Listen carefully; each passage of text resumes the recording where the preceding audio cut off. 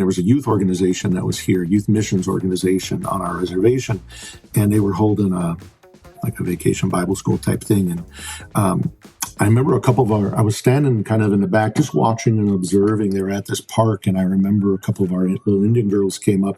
They were probably, 5, 6 years old.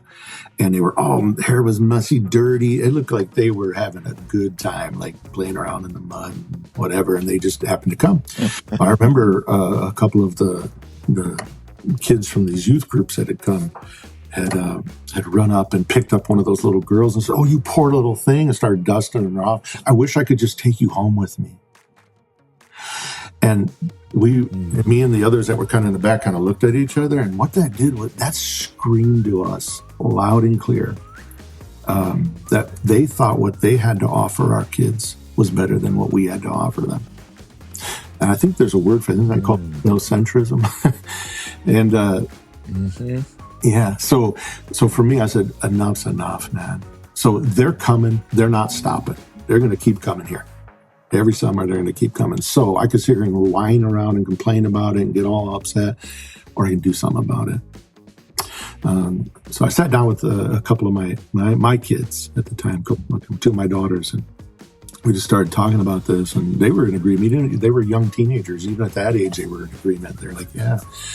So we came up with this name. I'm not really good at coming up with names, but I came up with SLAM trips. And SLAM is an acronym, Students Learning About Missions. And I thought, is that not the ethos? We don't, they don't need to come and teach us anymore. We know about Yeshua. We've done it. We've heard it and seen it 1,000 times over. And it's not, and the way they're doing it isn't helping. It's not working. I mean, to me, isn't that the definition of insanity, when you do the same thing over and over again, but expect different results each time, right?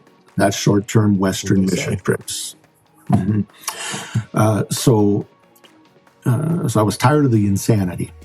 And so students learning about mission, I said, isn't that what we want to be? We want them to come as learners. So instead of them thinking that they only have something of value to offer to us, but we in turn have nothing of value to offer to them, let's instead say, no, I think we have something to offer you as the indigenous people of this land, that the church is just limping along without the contributions of indigenous people.